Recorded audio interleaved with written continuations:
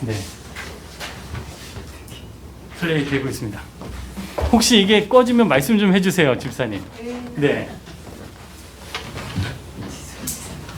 온라인으로 수강 신청하신 분은 아니지만 이제 한 절반 정도 못 오셨는데요. 안녕하세요, 저 박승남. 여러분 이미 기도했습니다. 네. 기도를 했기 때문에 앉아서 기도 잘 하시고. 네. 절반 정도 오셨어요. 한 25분. 한 50명이 신청하셨는데 25분. 그래도 많이 신청을 하신 거죠, 지금 밤에. 예, 그래서 말씀에 대한 열의가 많으시다라고 생각이 듭니다. 옆에 분 인사드릴까요? 인사 나눌까요? 잘 오셨습니다. 잘 오셨습니다. 잘 오셨습니다. 네, 네. 제 소개하겠습니다. 저는 신앙교회 목사로요. 6교구와 8교구를 이제 섬기고 있습니다. 네. 안녕하세요. 네. 굉장히 무한합니다. 네.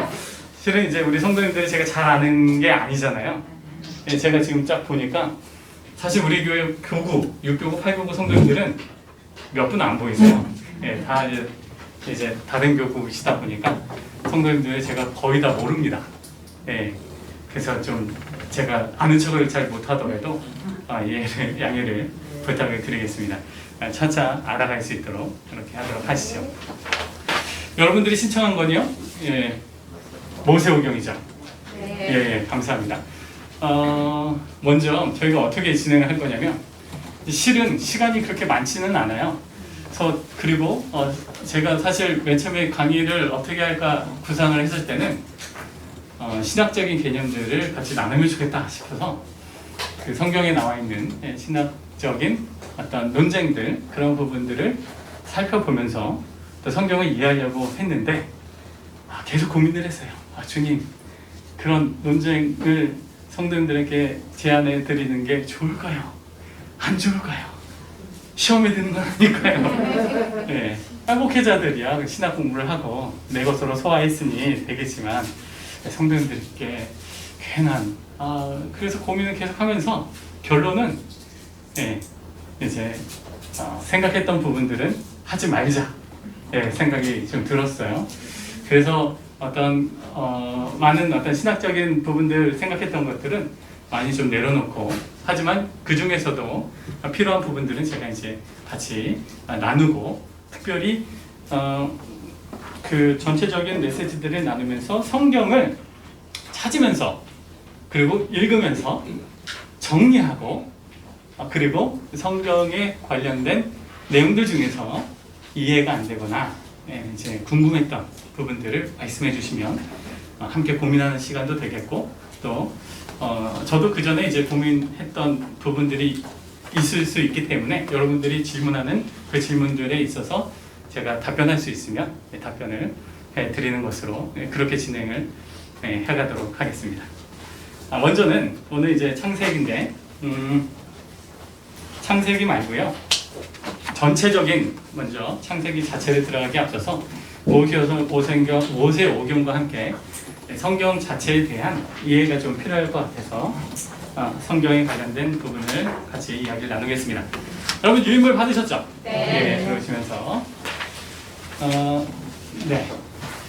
여러분 성경 1페이지 한번 펴시면 2페이지 같이 보겠습니다. 성경이 뭐냐? 일단 성경의 이제 배경을 좀 알아야겠습니다. 성경이 이제 하나님의 말씀인데 이 말씀이 우리 역사 속에 들어온 거잖아요. 인간을 통해서 쓰여진 문서잖아요.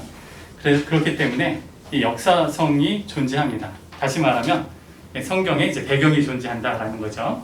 그래서 이 성경의 배경을 보면 기원전 13세기, 여기서 말하는 BC 13세기는 이제 모세 시대부터예요. 아니 목사님 창세기 1장에서 보면 태초부터 아닙니까? 그렇지 않고 이제 시기 자체는 이제 모세 시기부터 시작해서 이제 쭉 이어가도록 이제 그런 배경. 왜냐하면 모세오경이라고 할 때 모세오경, 창세기, 출애굽기, 레위기, 민수기, 신명기 이 5권의 책을 모세가 그 집필했다라고 하는 게 이제 통설적인 이야기고, 또 모세가 죽고 나서 그 이후의 내용들은 차후에 이제 그를 따르는 분들에 의해서 이제 기록되었기 때문에 일단은 시기를 이제 모세 시기라고 이제 봅니다. 그리고 나서 기원 후 2세기까지 그 시간은 1500년이라는 역사가 존재해요. 1500년에 걸쳐서 40명 이상의 사람들이 쓴 것이 바로 성경입니다. 지역을 보면 이제 고대 근동 지역이에요. 고대 근동 지역이라 함은 아마 이제 우리 성도님들 지도를 많이 보셨을 텐데 여기 이제 이렇게 지도가 여기가 지중해고요. 여기가 이집트 있고 이렇게 보면은 여기가 이제 지중해 바다고요. 여기가 이집트예요. 그러면 여기가 이제 그 이스라엘 백성들이 빙빙 돌았던 것이고 이쪽이 이제 그 이스라엘이라고 보시면 돼요. 여기가 유브라테스강, 티그리스강, 그리고 여기가 이제 갈대아 우르, 그리고 여기가 이제 바벨론, 바벨론. 이쪽이 이제 그 우리가 오늘 볼 때 이제 하란이라는 땅이고요. 그리고 이제 이스라엘 땅이 여기에요. 여기서 여기가 갈릴리 바다, 그리고 요단강, 여기가 이제 사해 바다. 이 가나안 땅, 특별히 이제 그 성경의 어떤 전체적인 내용들은 고대 근동이라고 할 때는 이 전체를 고대 근동이라고 합니다. 이 배경, 이 지리적인 배경 안에서 성경이 쓰여졌다라는 거죠. 그래서 이집트부터 시작해서 팔레스타인이 가나안 땅이에요. 여러분 이제 팔레스타인 뭐 접경 지역에서 뭐 분쟁 많이 일어나죠. 팔레스타인이 그 성경에 어디에서 저 어원이 어디서 나온 거냐면 블레셋이라고 들어보셨죠? 네. 블레셋이 팔레스타인이에요. 원래의 블레셋 민족은 이 가나안 땅의 토착 세력이에요. 그래서 지중해 여기 그 해안 지대에 살고 있던 사람들이 이 블레셋 민족인데 그들이 가나안 땅의 토착 민족 중에 하나입니다. 근데 이제 그 누구예요? 아브라함이 이쪽에 들어오고 후손들이 살면서 계속 이제 싸움이 일어나는 거죠. 이 팔레스타인 그리고 이 유브라테스강, 티그리스강, 이제 바벨론, 이 비옥한 삼각주 이 지역, 이 전체가 고대 근동 지역이다. 성경은 이 전체의 고대 근동 사회에서 일어났던 어떤 역사적인 배경을 가지고 그 배경 속에서 하나님 중심의 신학과 하나님이 선택한 민족들을 하나님께서 어떻게 이끌어 가시는지 그런 내용들이 이제 성경 안에 담아져 있다라고 보면 되겠습니다. 구약 성경은 이제 창세기부터 시작해서 이스라엘의 종말 그리고 미래 운명까지 이제 다루게 되는데 이제 그 구약 안에 또 많은 성경들이 존재해요. 그래서 그 부분은 조금 이따 좀 나누겠고요. 성경에 이제 목적이 있습니다. 여러분 성경의 목적이 뭘까요?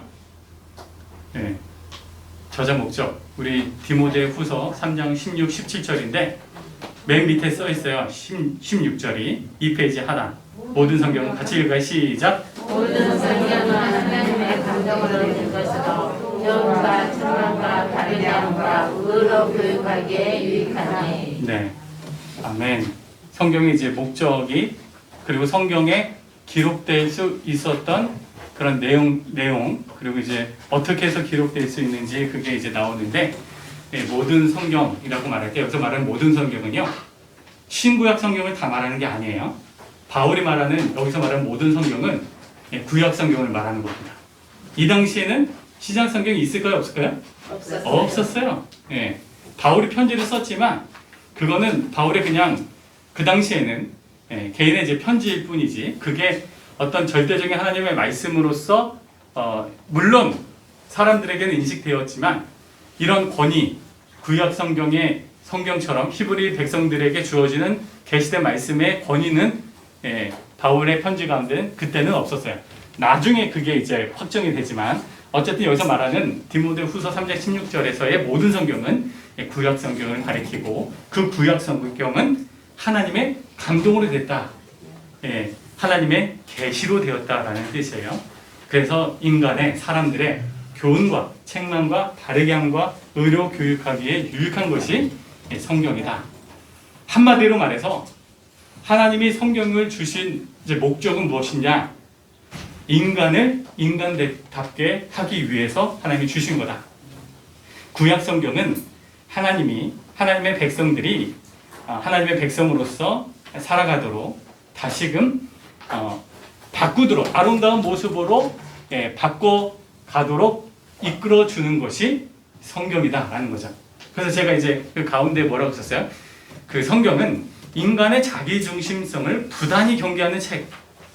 다시 말하면 인간의 어떤 은밀하고 또 지속적인 죄들, 일탈들, 그런 인간의 오류, 그 모든 것들을 성경은 읽음으로 말미암아 지적받는 거예요.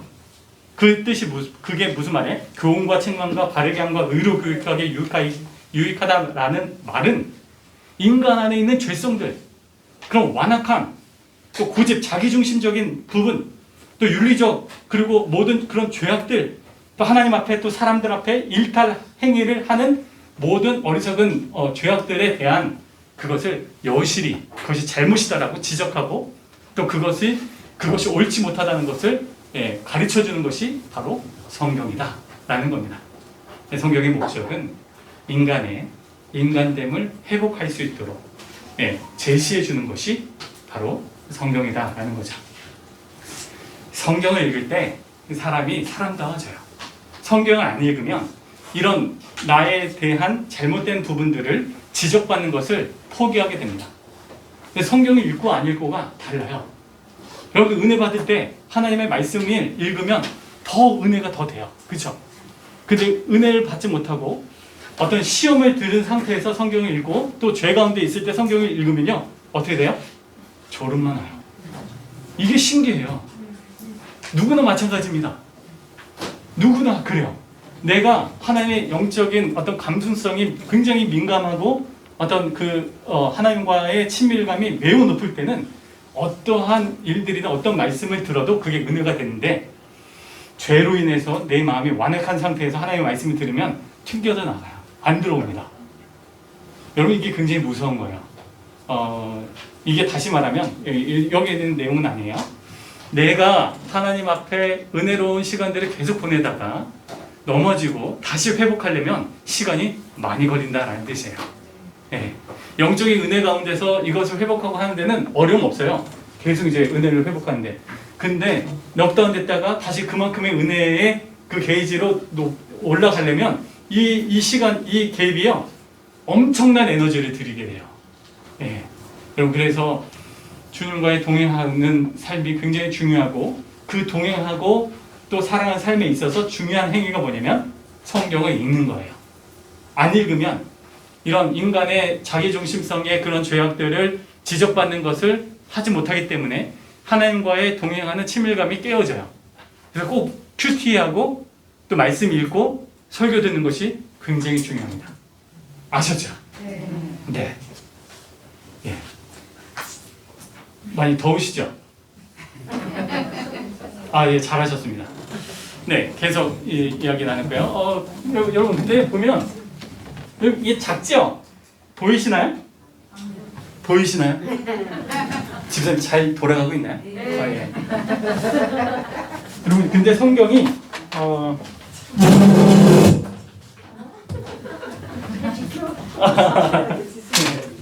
카메라맨. 재미없습니다. 이게 여기 이제 성경의 전체적인 그 배경과 지역이라고 했잖아요. 근데 그러면 성경이 그럼 누구에 대한 이야기예요?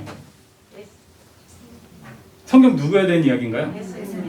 예수님에 대한 이야기. 그런데 그 먼저 예수님 이전에 구약 성경에 누구에 대한 이야기예요? 짜고 오셨어요? 다 똑같이 대답하세요? 제가 원하는 대답은 아니었어요. 뭘까요? 누구에 대한 이야기예요?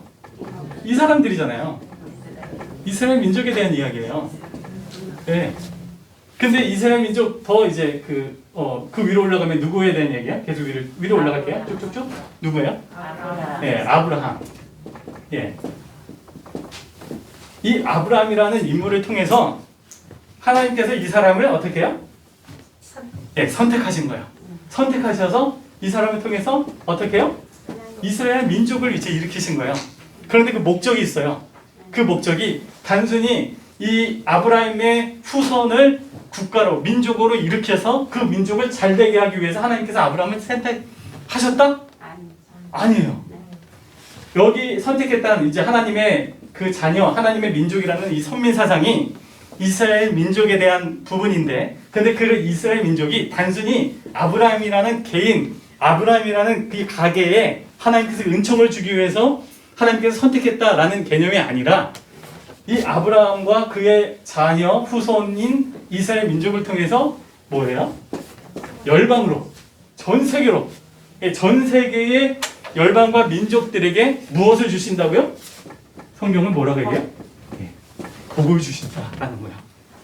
하나님은 아브라함이라는 개인을 통해서, 또 그 개인을 통해서 나타나게 되는 민족인 이스라엘 민족을 통해서 온 민족과 만민들에게 하나님께서는 복을 주시고, 그 민족들에게 은혜를 주시기 위해서 하나님은 이분을 선택했다라는 거예요. 그래서 이게 개념이 단순히 이 민족만 잘 먹고 잘 사는 게 아니라, 이것은 통로라는 거예요. 통로. 무슨 통로일까요? 은혜의 통로. 예, 축복의 통로. 그래서 열방으로 나아가게끔. 그게 어디에? 이 지중해를 통해서 전 세계로 흩어지게끔. 그리고 그것이 구약 성경의 내용이다라는 거예요.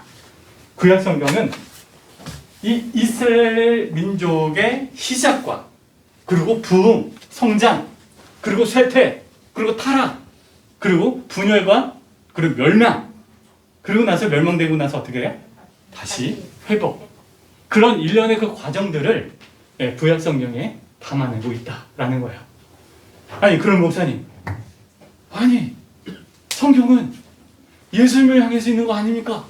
어떻게 이스라엘 민족, 한 민족을 통해서 복을 받는 것으로만 그치나요? 라고 질문할 수도 있잖아요. 그런데 중요한 게 이것이 이 어떤 민족으로 그치는 것이 아니라, 우리가 지금 이 질문에 대한 부분은 잠깐 가지고 계시다가 이따가 얘기할 때 좀 더 이제 풀어가도록 하겠습니다. 결론을 말씀드리면, 예수님께서 성경을 아셨을까요? 몰랐을까요? 알았습니다. 예, 예수님 성경을 아셨어요. 그 예수님이 성경을 아셨을 때, 예수님을 우리가 이제 고백하고 예수님 우리가 다 믿는데, 예수님이 성경을 어떻게 해석하셨는지가 또 중요해요. 그렇죠? 안 중요해요? 중요합니다. 네. 반응이 없으셔갖고 하나도 안 중요해요. 내가 성경 해석하는 게 중요하지 예수님이 해석하는 게 뭐가 중요해요? 그러신 줄 알았습니다. 아니죠. 네. 제가 여기다 이제 찾아왔는데 3페이지 중간에 누가복음 24장 25절 27절 말씀. 네, 한번 읽어볼까요? 시작. 이르시되 멸망하고 선자들이 말하는 모든 것을 마음에 가지는 자들이여 그와 성경을 하고 자기 영광을 받으시는 하시고, 이에 모세와 모든 선자들로 시작하여 모든 성경에서 자기를 향한 것을 자세히 설명하십니다. 네, 감사합니다. 예수님께서 또 누가복음 한번 찾아보실까요? 누가복음 제가 이것을 안 놓은 것을 이제 다 하고 나서 출력하고 나서 알았어요. 죄송한데요. 누가복음 24장 44절 말씀. 이거 굉장히 중요한 말씀이에요. 누가복음 24장 44절 말씀. 읽으실까요? 시작. 또 이르시되 가나안 길이 있을 때 너희에게 말한 바 곧 모세의 율법과 선지자의 글과 시편의 나를 가리켜 기록된 모든 것이 이루어져야 하리라 한마디 하시고. 네, 감사합니다. 누가복음은요, 몇 분밖에 못 읽으셨는데, 여러분 누가복음은 신약에 있습니다. 네. 재미없습니다. 죄송합니다. 몇 번 못 읽으시길래 그래서 혹시 구약에서 찾으시나 싶어서. 여기 보세요. 제가 지금 말씀드린 누가복음 24장 44절에 중요한 게 모세율법. 뭐예요? 모세율법? 모세오경. 모세오경이에요. 네. 권사님 여기 나오셔서 말씀을 전하셔도 될 것 같아요. 훌륭하십니다. 네. 그 다음에요. 선지자의 글. 뭐예요? 선지자의 글. 뭘까요? 네. 율법서예요. 네. 그럼 시편 이건 시가서예요. 다시 말하면 여러분 제가 옆에 이거 한번 펴보세요. 그 다음 페이지 4페이지 한번 보세요. 여러분 히브리 성경과 그러니까 이제 히브리어로 쓰여진 히브리 성경과 개신교의 구약 성경 히브리인들은 신약 성경이 있어요 없어요? 히브리인들은 신약 성경 없어요. 예수님을 인정하지 않기 때문에. 그러면 유대인들이 보는 히브리 성경과 우리가 갖고 있는 그 구약 성경이 얼마나 다를까요? 목사님 한 50%는 같고 50%는 다를 것 같습니다. 손 한번 들어보세요. 모르시겠어요? 네, 손 안 들어주셔서 감사합니다. 네, 똑같아요. 네, 그냥 똑같아요. 목사님 몇 퍼센트 똑같습니까? 100% 똑같습니다. 그럼 뭐가 다른 점이 있어요? 뭐가 있을까요? 배열이 달라요. 배열. 이건 배열의 다른 건 굉장히 중요한 거예요. 배열의 차이는 이게 어마어마한 차이입니다. 어떻게 차이냐? 4페이지 한번 보세요. 4페이지, 5페이지 제가 넣어놨는데 히브리 성경. 히브리 성경은 일단 개신교 성경 어떻게 나뉘어요? 율법서, 모세오경으로 나누죠. 예, 그 다음에 역사서가 존재하죠. 우리가 잘 아는 일단 율법서 하면 모세오경이에요. 율법서 5개, 창출, 레민신, 그죠? 그리고 역사서는 뭐예요? 여호수아부터 시작해서 이스라엘 민족이 가나안 땅에 들어가서 정복 전쟁하고 그리고 그것을 이제 그 왕정 체제가 이제 구축되고 그런 흥망성쇠가 나타나는 것이 역사서다라고 우리는 인식하고 있죠, 그렇죠? 네. 예, 그게 여호수아부터 6번부터 17번 에스더까지예요. 그 다음에 이제 시가서, 욥기, 시편, 잠언, 전도서, 아가 시로 되어 있는. 예. 그리고 나서 뭐예요? 예언서가 있어요, 그렇죠? 예. 그렇게 다시 말하면 개신교 성경은요 4개로 구분해요. 구약 성경은 모세오경, 율법서, 역사서, 시가서, 예, 예언서 이렇게. 근데 첫 번째 보세요. 히브리 성경 어떻게 몇 개로 나눠요? 5개. 어디 5개로 나눠요? 아니요. 율법서, 예언서, 네. 성문서 3개, 율법서 토라, 전기 예언서 느빔, 후기 예언서 느빔 같은 거예요. 예언서. 전기 후기 이렇게 해서 그러셨군요. 예언서는 예, 그냥 다 예언서인데 전기 예언서 구분하자면 예, 전기 예언서, 후기 예언서로 나누지만 예, 또 그다음에 성문서, 예, 토라라고 들어보셨죠? 네. 예, 그게 율법이라는 뜻이에요. 느빔이라는 건 이제 그 예언자들이라는 뜻인데 그래서 예언서라고 하는데 근데 히브리 성경은요 전기 예언서와 후기 예언서로 나누는데 전기 예언서를 한번 보세요. 여호수아, 사사기, 사무엘 상하예요. 그리고 열왕기 상하로 보시면 돼요. 히브리 성경은 이제 사무엘 이렇게 했지 우리 개신교는 사무엘 상하로 나눠있잖아요. 그걸 그냥 하나로 봐요. 예. 그래서 우리가 생각하는 그 역사서가 히브리인들은 볼 때 히브리인들은 이게 예언서로 봐요. 예언의 개념이 달라요. 여러분 우리가 이거 예언에 대한 개념 굉장히 중요한데 예언이 뭐예요? 예언이라는 개념이 앞에 일어난 일들을 볼 것이 그게 예언이 아니에요. 예언서들도 예언자들 성경에 나타나는 예언자들도요 앞에 일어난 일들을 그것을 보고 그 이스라엘 백성들에게 진노가 앞에 있다라고 선언한 게 예언자들이 아니에요. 아니 목사님 이스라엘 백성들에게 공동체에게 이 하나님이 예언자를 보내셔서 이스라엘 백성들의 죄악과 이스라엘의 멸망을 선언하지 않았습니까? 그것은 앞에 일어날 일들을 바라보고 그것에 대한 것을 선언한 거 아닙니까? 라고 문제 제기할 수 있죠. 그렇죠? 근데 결론은 말씀드리면 X예요. 성경에서 예언이라는 개념, 성경에서 예언자들이 갖고 있는 예언의 개념은 그게 아니에요. 그럼 뭐냐면 핵심은 하나님의 메시지예요. 예언이라는 것이 앞에 일어날 일들에 대한 미리 선제적으로 선포한 게 예언이 아니다. 예언이 아니라 예언이라는 것은 하나님의 말씀을 선언한 것이 예언이에요. 그래서 구약 성경의 예언자들의 활동들을 보면 뭐냐? 먼저 하나님 체험이 있어요. 하나님 체험. 하나님 체험은 다양하게 나타나요. 왜냐하면 좀 이따 보겠지만 하나님께서 이스라엘 그 40명이 넘는 저자들에게 하셨을 때 입신 들어가듯이 이렇게 하면서 뭐 무당이 작두 타면서 막 막 이상한 소리 내고 절대 그런 개념은 아닙니다. 예. 이스라엘 백성들에게 하나님께서 예언자를 선택하셔서 그들에게 예언의 말씀을 주셨다는 건 하나님이 이 사람에게 기계적으로 말씀하신 게 아니에요.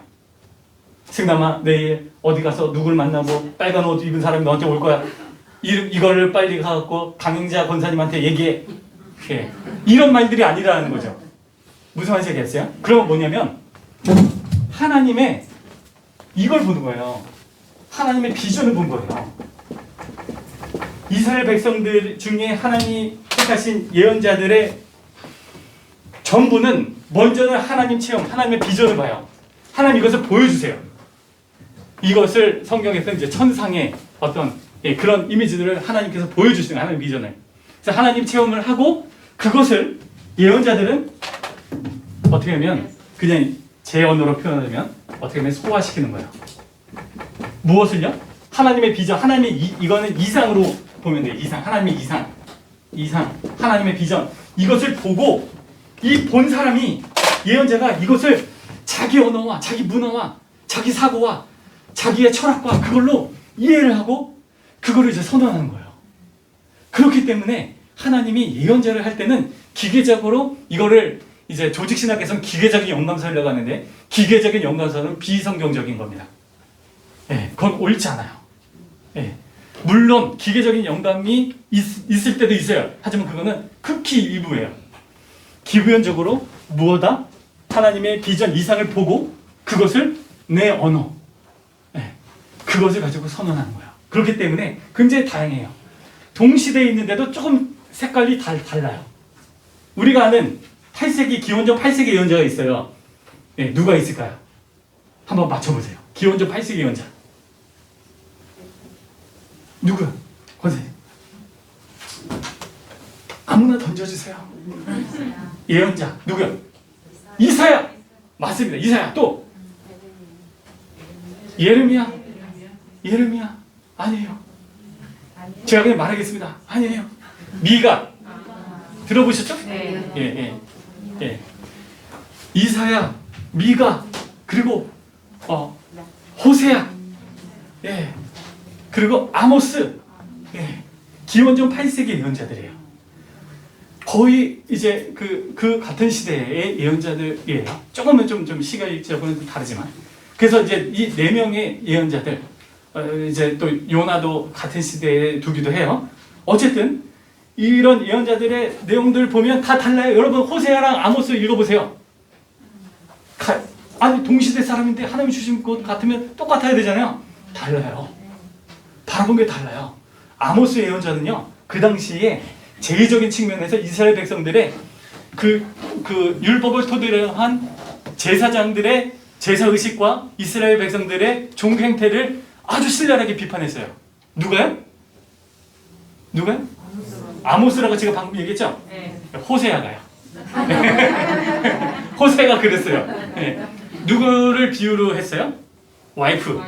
예. 아내를 토대로 해서 또 하나님께서 그 아내와의 경험을 통해서 네 와이프가 너 배신했지. 고멜 네 와이프를 이제 네 와이프가 널 배신하듯이 이스라엘 민족이 나를 배신했다. 예, 그거예요. 그러면서 이스라엘 백성들의 제의를 신랄하게 비판해요. 호세아가요. 동시대 예언자인 아모스는 어떻게 해요? 아모스는 유명한 말씀이잖아요. 아모스 5장 2절 말씀.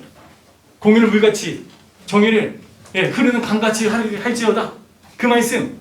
네, 그게 뭐예요? 이스라엘 백성들 사회에 있었던 하나님이 정해주신 율법을 토대로 한 이상사회의 규례와 규칙들을 벗어나서 사회적인 빈민층과 약자들을 수탈하고 그리고 횡포를 일삼는 그리고 인권이 유린당하는 이스라엘 백성들의 사회의 악을 아모스는 지적했어요. 여러분 이게 똑같은 기계적으로 영감받은 예언자들이 같은 시대에 그렇게 봤다라고 하면 내용이 같아야 돼요. 근데 그렇지 않고 어떻게 해요? 하나님의 이상을 보여주셨고 그리고 그 이상을 사용하실 때는 그 사람이 갖고 있는 한계점도 사용해요. 언어와 문화와 사상과 철학과 그런 것들을 유기적으로 활용하시면서 그 사람이 본 것을 토대로 하나님께서는 그 사람을 통해서 예언의 말씀을 선포하게 했다라는 거죠. 그 예언이 앞에 일어날 일들이 아니라 보여준 것을 자신의 언어로 해석해서 선언하는 것이 예언자들의 메시지다라는 거예요. 이해하셨죠? 네. 그래서 예언을요 단순히 기계적으로 입신는 그런 개념 비성경적이에요. 아니 목사님, 그런데 신약 성경에는 이런 내용들이 있지 않습니까? 있어요. 어쩌면 좋아요. 있습니다. 신약 성경에 보면은 이런 일들이 조금씩 좀 나와요. 네. 기억나시죠? 근데 그런 부분들이 우리가 성경에서 있는 내용들을 부정할 수는 없어요. 네. 그런 내용들도 있어요. 앞에 일어날 일들에 대한 부분들을 언급하는 것도. 하지만 기본적으로 성경에서 말하는 예언과 예언서에 대한 개념은 이거다 라는 것을 기억을 해둬야 돼요. 하지만 우리 많은 절대 다수의 성도님들은 이것이 아니라 앞에 일어날 무당과 거의 동급의 예언으로만 생각을 하는데 절대 그렇지 않다라는 거예요. 네. 아셨죠? 네. 그래서 예언서를 보면 아주 은혜롭고 대단해요. 네. 그리고 대한민국에 전통적으로 예언자들이 많이 나온 지역이 있어요. 어딘지 아세요? 어딘지 아세요? 제가 어디 출신인지 아세요? 관심 없으시죠? 저 경상도 출신이거든요. 예언자들이 어디서 많이 나뉘면 경상도 경상도 아니 제 경기도 제 경상도라고 했어요? 경기도라고 했어요? 정신이 없어요. 제가 하나님의 이상을 보고 말하는 거 아니에요? 네, 그냥 정신이 없을 뿐이에요. 이거 하니까 숨이 막혀요. 막 계속 말을 하는데 호흡 곤란해요. 그래서 제가 쓰러질 수도 있어요. 경상도가 아니라 이제 경기도에서 태어났고 쭉 거기서 지냈는데 예언자들이 많이 우리나라에 어디냐면 경기도가 아니고 경상도도 아니고 전라도예요. 네. 네? 무당들 말하는 게 아니라 예언자들 말하는 것은 전통적으로 기독교 신학에 중심된 분들이 전라도에서 많이 나왔어요. 어떻게 보면은 아주 훌륭한 목사님들이 전라도에서 많이 나왔습니다. 박수 한번 해야 되는 거 아니에요? 아무튼 딴 길로 갔는데 뭘 얘기해야 되는 거예요? 예언의 개념이들이 이제 그렇다라는 것을 또 기억을 해주시고 예언서를 보면 예언서 여러분 쉬워요, 어려워요? 무지 어려워요. 어려운 이유가 있어요. 나중에 얘기하죠. 너무 시간이 다른 데로 가는데 간단히 얘기하면 예언서가 어려운 이유는 그 당시의 역사적인 정황을 모르기 때문이에요. 이스라엘 백성들이 당한 그런 백그라운드를 모르기 때문에 그걸 모르는 상태에서 그 메시지 결과물을 보니까 그 바탕이 없는데 그 바탕에 대한 전이해가 없는 상태에서 그 메시지만 나오니까 이게 접목이 안 되는 거야. 그 상을 모르니까. 그리고 무엇보다도 우리가 성경을 읽을 때 창세기부터 신명기는요 특성이 하나 있어요. 뭐가 있어요? 쭉 이어져요. 보여? 연대기적으로 시간 순서대로 쭉 이어져요. 아브라함, 그 다음에 누가 나와요? 이삭, 야곱 이렇게 그냥 시간 순서대로 쭉 나와요. 그런데 예언서는요 시간 순서대로 안 나와요. 특히 어디 예언서 그러냐면 예레미야가 특히 그래요. 예레미야 읽으면 여기 갔다가 여러 번 갔다가 왕이 계속 시기가 왔다 갔다 해요. 그래서 보면 그 왕의 몇 년 계속 나와요. 근데 그게 시기가 왔다 갔다 해서 그래서 이런 순서대로 연대기적으로 흘러가는 게 아니기 때문에 더 어렵고 백그라운드 모르기 때문에 어렵고 또 굉장히 성경 보면은 이야기체로 해서 달락달락 나오잖아요. 근데 예언자의 특징이 뭐냐면 이거예요. 뭐예요? 시예요, 시. 압축적으로 모든 상황을 한 페이지를 쫙 설명해서 이야기할 것을 한 줄로 얘기해버려요. 그러니까 더 어려운 거예요. 시적인 언어의 그런 감수성이 뛰어난 사람들이 다 예언자야. 예언자가 될 수밖에 없어요. 왜요? 아니 이것을 하나님의 이상, 하나님의 비전을 보고 그것을 인간의 언어로 선언하는데 어떻게 그것을 다 설명을 할 수 있겠어요? 압축적으로 이렇게 선포해요. 그래서 더 어려워요.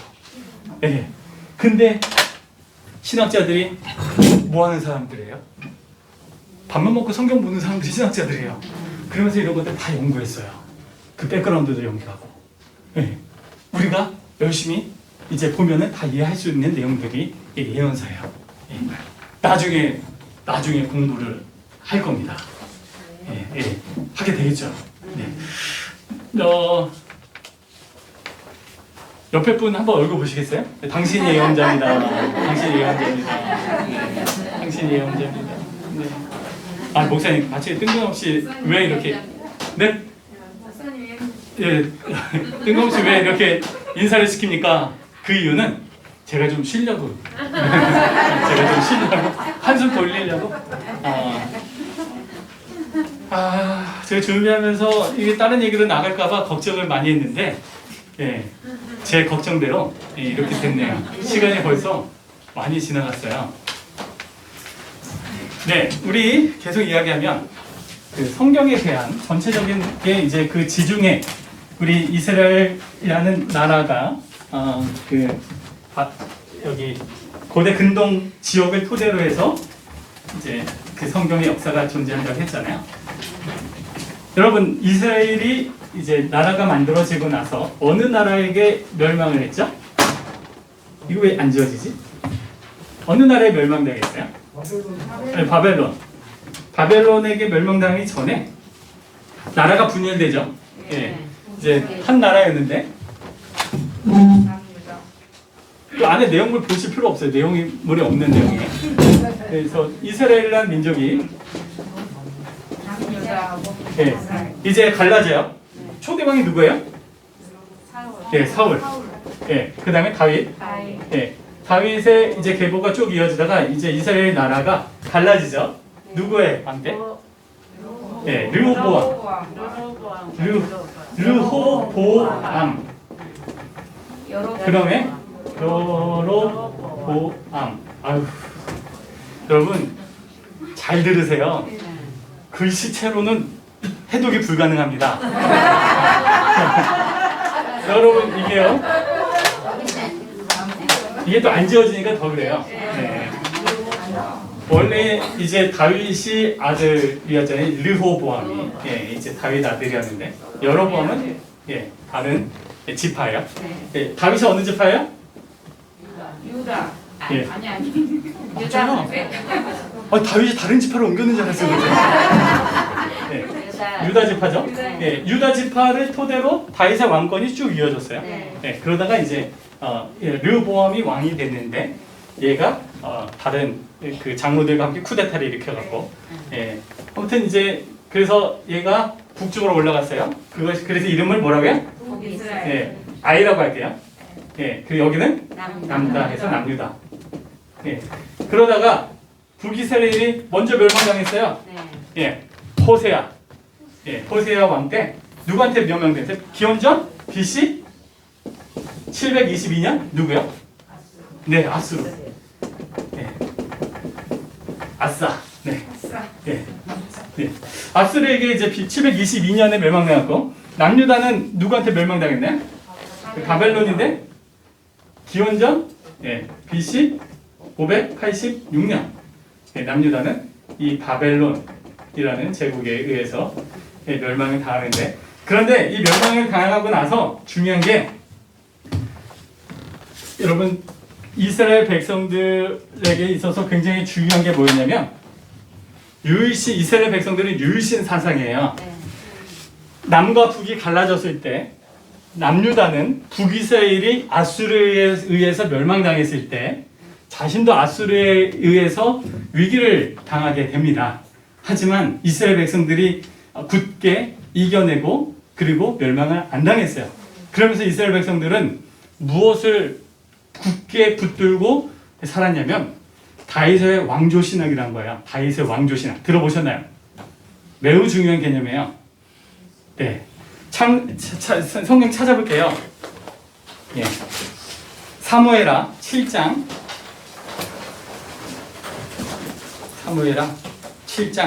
11, 12, 13절 다윗의 왕조신학이라는 메시지예요. 나단 선지자가 예언자 선지자 다 같은 이름이에요. 나단 선지자가 사무엘하 7장 11, 12, 13절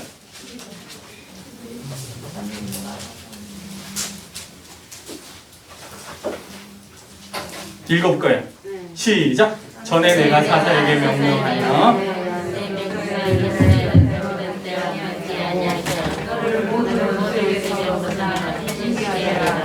여호와가 또 내게 이르노니 여호와가 너를 여기고 내 산을 쳐서 내 조상들과 함께 내가 내 몸에서 날 이스를 내 뒤에 세워 옛 나라를 경고하게 하리라. 그는 너희를 위하여 주를 복주를 하시어 나는 그의 나라 왕들을 영원히 경고하게 하리라.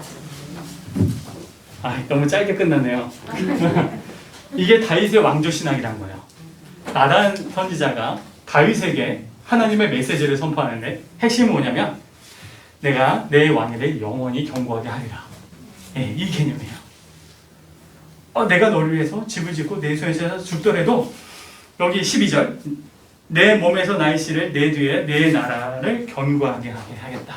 14절 영원히 견고하게 하리라. 다시 말하면 너 나라 너의 후손들의 나라 안 무너질 거야. 내가 보호할 거야. 이게 다윗의 왕조 신앙이에요. 그래서 이스라엘 백성들은 제가 다 지웠는데 북이스라엘과 남유다를 했을 때 정통이 어디 있어요? 남유다에 있어요. 왜요? 이 다윗의 왕조 신앙 때문이에요. 이게 어디에 기초예요? 다윗의 예, 3하 7장 11, 12, 13절 여기에 핵심이 영원성이에요. 절대 무너지지 않는다. 근데 이것이 무엇을 기초했냐면 이거예요. 뭐라고요? 성전이에요. 하나님이 거하시는 하나님의 집, 하나님이 이스라엘을 만드시고 세우고 또 유일하신 그 하나님. 여러분 유일신 사상은요 수많은 신들 중에서 으뜸인 신을 말하는 게 아니에요. 수많은 신들 중에서 으뜸인 신은요 그건 다신교예요. 네. 그건 일반적인 그 당시에 고대 근동사회에서 갖고 있었던 신에 대한 개념이에요. 그런데 모든 나라들이 그런 개념을 갖고 있었는데 유일하게 독특한 나라가 바로 이스라엘이에요. 이스라엘은 다신교 개념이 아니라 유일신이에요. 그러면 유일신 뭐냐면 다른 신들은 다 가짜다라는 거예요. 진짜 신은 여호와 하나님 야훼 신앙만이 진짜다. 그게 이스라엘 백성들의 사고였어요. 일반적으로 다른 나라 사과는 전혀 다른 거예요. 그 당시에 이건 독보적인 개념이에요. 유일신 사상이요. 없어요. 근데 거기에 그 하나님이 천지를 창조하신 그 하나님이 성전에 계시다라는 게 이스라엘 백성들이 굉장히 강했어요. 그리고 무엇보다도 이 성전이 제가 지웠지만 여러 번 이 북이스라엘에 있어요? 없어요? 없어요. 북이스라엘은 올라갔을 때 무슨 짓을 했냐면 단과 베델, 그러니까 여기가 이제 이스라엘이라고 한다면 반으로 쪼개졌잖아요. 이게 남유다예요. 여기가 북이스라엘이에요. 그러면 이쪽과 이쪽에 단과 베델에 우상을 섰어요. 송아지 만들었고 이게 너희를 이끄신 하나님이다라고 선포를 했어요. 누가요? 예, 여로보암 왕이. 그리고 자원 입대를 받았어요. 무슨 자원 입대요? 원하는 사람 제사장 세워줄게. 그래서 아무나 레위를 통한 레위인을 토대로 한 제사장이 아니라 자원에서 여러 지파 중에서 아무나. 왜냐하면 남유다에는요 누가 남았냐면 유다 지파가 남았어요. 여기가 10개 지파예요. 10개 지파. 여기에 몇 개 지파예요? 2개 지파 남았어요. 유다가 누구예요? 네, 훌륭하십니다. 베냐민이에요. 유다가 베냐민 지파. 그리고 지파의 개념이 아닌 누구예요? 레위. 네, 레위는 지파에 들어가지 않죠. 레위인, 제사장.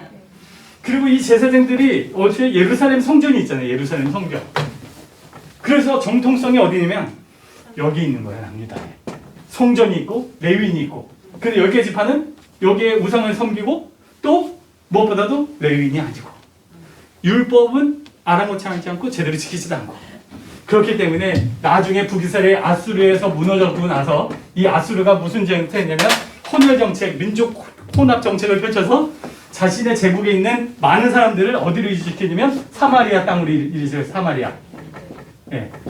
이 사마리아 땅으로 이주시켜갖고 집단 이주시켜갖고 민족의 피를 다 섞어버렸어요. 누가요? 일본 놈들이 그런 게 아니라 이 아수르가 그랬어요. 아수르가. 일본은 우리 민족 말살 정책을 펼쳤잖아요. 그게 시조가 어디냐면 아수르예요. 저기 영국에 대형 박물관 가면요, 이런 내용들이 다 들어가 있어요. 이게 역사적으로 다 있어요. 얘네들이 먼저 했어요. 이거. 그래서 나중에 이제 에스라 느헤미야에 보면 민족에 대한 어떤 순수성을 굉장히 강조해요. 에스라가. 예, 이방 민족이랑 결혼한 사람 다 내쫓고 그런 게 다 이런 개념 때문에 있어요. 그걸 이야기하면 좀 더 길어지기 때문에 나중에 기회가 되면 얘기하고, 우선 이 사마리아, 그래서 정통성이 없다? 없어요. 성전도 없기 때문에. 그래서 얘네들이 북이스라엘이 아수르에서 무너질 때 남유다는요, 딱 보면서 자기는 안도의 숨을 쉬었는데, 그게 바로 다윗 이 사무엘 7장을 토대로 한 성전이 갖고 있는 어떤 그 보호장치, 그거에 대한 안심이 굉장히 강했단 말이에요. 그런데 남유다가 바벨론에 의해서 멸망당하고, 그리고 1차, 2차, 3차에 가셔서 뭐로 갔어요? 포로로 끌려갔어요. 포로로 3번에 걸쳐서 끌려갔고요. 수만 명이 다 민족의 다 지도자들이 다 끌려간 거예요. 어쨌든 또 성전은 어떻게 해요? 무너졌어요. 여기서 이스라엘 백성들은 공황 상태에 빠져요. 어떤 공황 상태일까요? 성전은 하나님의 집이라고 생각해서 절대로 무너지지 않는다. 성전이 무너졌어요. 현실이에요. 무너졌으면 어떤 생각 가질까요? 이스라엘 백성들이. 두 가지예요. 하나님은 없다. 네, 하나님 없다. 많은 사람들이 하나님 없다고 생각했어요. 신앙을 버려버렸어. 그런데 두 번째 부류는 그럼에도 불구하고 하나님 뜻이 있다. 그리고 예언자들이 선포한 것을 우리가 듣지 않았다. 라는 거예요. 왜냐하면 예레미야나 예언자들이 계속 선언했어요. 예레미야는 그 당시에 바벨론에 의해서 점령당하기 전부터 선언을 했어요. 그런데 그래서 이스라엘 백성들의 예언자들이 예언자들로 확정된 것은 결과가 나타나고 나서 예언자로 확정된 거예요. 결과가 나오기 전에는 예언자로 확정이 안 돼요. 왜냐하면 예레미야 성경 읽어보면 예레미야가 거짓 예언자라고 막 사람들이 치부하고 예레미야를 죽이려고 들었어요. 사람들이. 그 이유는 민족을 멸망의 길로 이끌어간다. 예레미야가. 미쳤다 생각하고 거짓 예언자다라고 했어요. 절대 다수의 예언자들은 성전 안 무너진다. 왜? 이것 때문에. 그런데 예언자의 말대로 죽고 멸망당하고 나서 나중에 예레미야가 참된 예레미야라고 역사가 증명해서 그 문서들이 보존된 거예요. 그 당시에 예언자들은 그렇게 핍박을 받았어요. 모든 예언자들 거의 다 그래요. 아무튼 여기서 이런 정통성 때문에 이스라엘 백성들은 또 지도자들은 포로로 다 끌려갔죠. 아니 목사님, 창세기는 언제 얘기할 겁니까? 근데 이게 굉장히 전체적인 이스라엘의 성경을 이해하고 하는 데 있어서 중요한 부분이어서 말씀을 드리고, 또 안에도 제가 좀 쓰긴 했어요. 여러분, 그러면 문제 낼게요. 도대체 목사님, 성경은 어디서 만들어졌습니까? 성경은 언제 만들어졌을까요?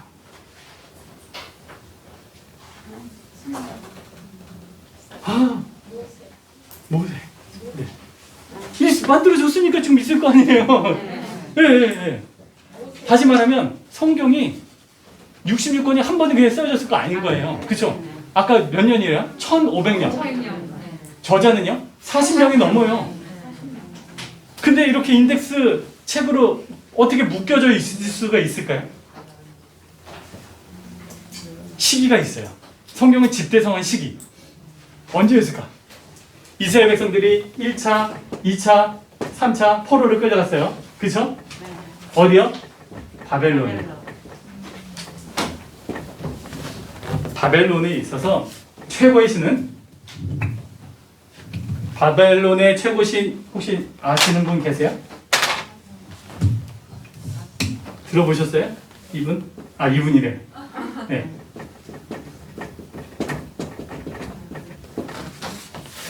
읽어보세요. 마르둑. 죄송합니다. 마르둑이에요. 마르둑. 마르둑이라는 신이에요. 이게 바벨론의 최고 신이에요. 바벨론이 거의 그 당시에는 로마 제국 버금가는 그런 그 지중해를 다 장악했어요. 고대 근동사회를 다 장악했어요. 이집트도 장악했어요. 무너졌어요. 바벨론에 의해서. 그런데 그때 신이 마르독이라는 신이에요.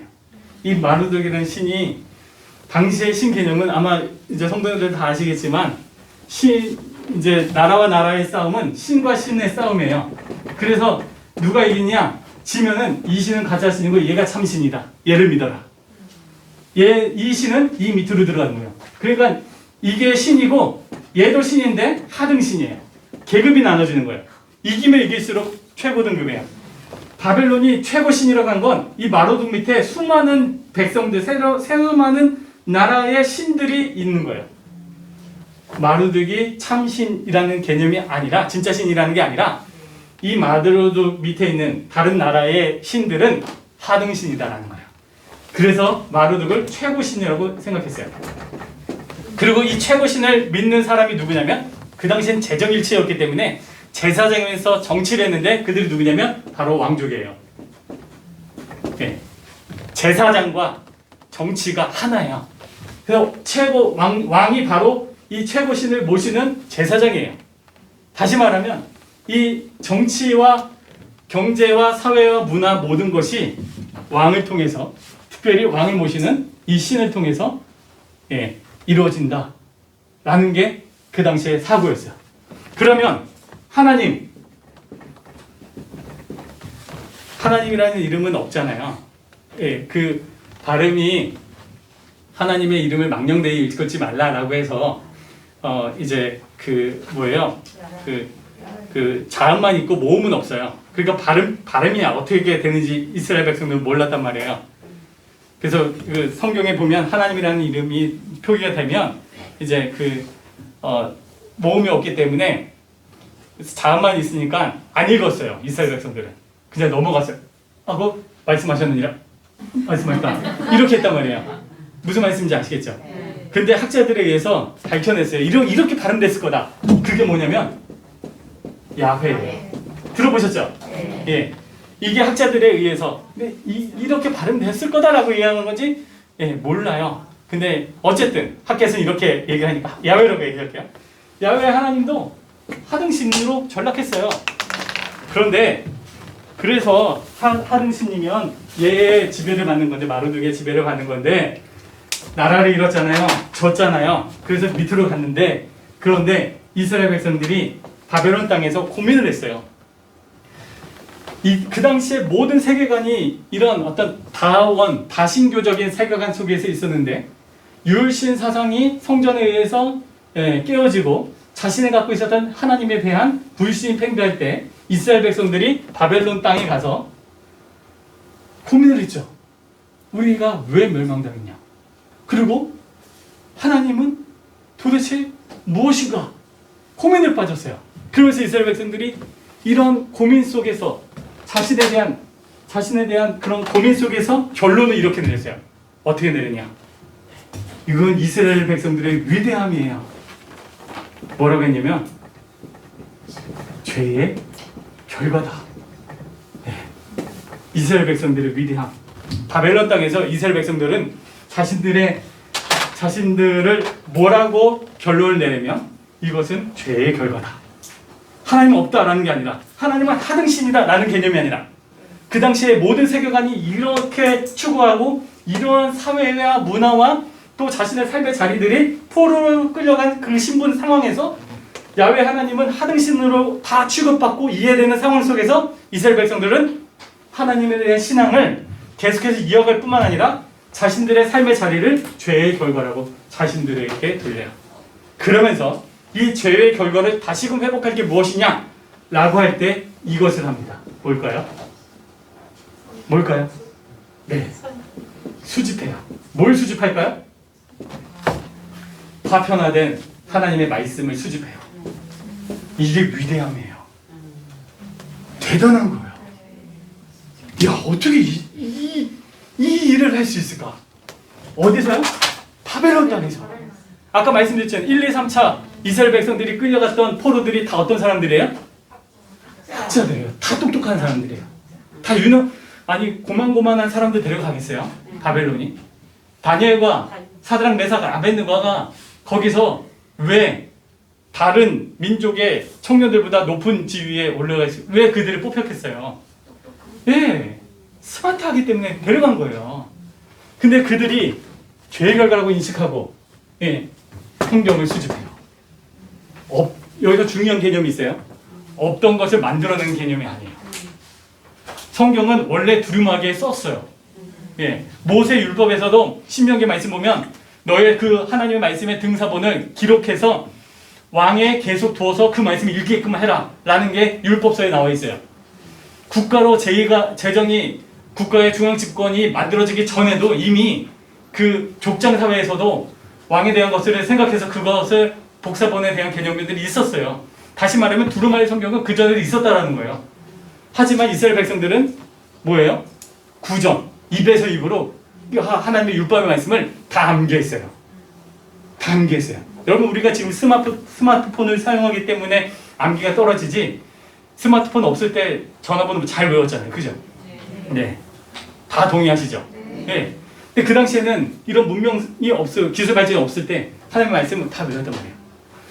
여기에 기록하는 거는 아주 아주 뭐랄까요? 그 고위의 직이나 아니면 아주 특별한 사람만 성경의 복사본을 갖고 있었을 뿐이죠. 그런데 중요한 게 이들이 여기서 이 파편의 말씀을 수집해서 그걸 묶어요. 여러분 이게 왜 굉장히 중요한 개념이냐면 마르둑이라는 신 때문에 그래요. 야훼 하나님은 하등신이에요. 그 하등신의 선포한 말씀을 수집한다는 건요. 이 신을 섬기는 바벨론의 왕, 바벨론의 정치, 바벨론의 이제 어떤 그 제의를 무시하는 것뿐만 아니라 이거는 이제 그 쿠데타의 개념이라고 볼 수도 있고 또 그 당시의 세계관에서는 있을 수가 없는 거예요. 모든 사람들은 야훼 신은 가짜 하급신이다라고 했는데 그 상황 속에서 하나님의 말씀을 계속 수집하고 보존할 뿐만 아니라 선언을 해버리죠. 뭘 선언해요? 태초에 하나님이 천지를 창조했다 선언을 해버려요. 다시 말하면 성경이 어디에서 수집하고 편찬되냐면 이 바벨론 땅에서 포로로 있을 때 한 거예요. 이건 할 수가 없는 거예요. 이 정치 사회에서 대단한 작업을 누가 했냐면 이스라엘 백성들이 했고 그리고 인덱스 성경이 아니라 파편화된 것들을 묶어서 이제 이것을 가지고 나중에 에스라가 바벨 어디예요? 회복시키기 위해서 유다 땅으로 이스라엘 그 지역으로 되돌았을 때 이 성경을 가지고 왔을 가능성이 매우 큽니다. 대단한 거예요. 이것을 여기서 작업을 합니다. 혹시 여기까지 질문 있을까요? 질문 없으신가요? 이해하셨어요? 네. 그래서 좀 더 얘기하자면 여러분 이 마르둑이 갖고 있는 창조 설화가 있어요. 설화, 창조 이야기. 그게 성경의 창세기의 말씀과 매우 흡사해요. 그래서 고고학자들이 충격에 빠졌어요. 아니 어떻게 마르둑 창조 설화와 성경이 왜 이렇게 흡사할까? 순서까지. 그래서 어떤 말들이 오냐면 학자들이 이거 누가 베낀 거 아니냐? 누가 누구 거 베낀 거 아니냐? 그런 것으로 갈등들이 있었어요. 그런데 그런 개념이 아주 무시되는 말들이 완전히 끝난 게 뭐냐면 일단 그런 내용에 있어서는 유사하다 하더라도 거기에 있는 신학 자체는요 하늘과 땅 차이예요. 완전히. 일단 마르둑의 창조설화 이제 그 시에서는 뭐라고 나뉘면 인간 창조를 신의 신의 일들을 이제 맡아서 할 이제 하급 관리 정도로 인간을 격화시켰어요.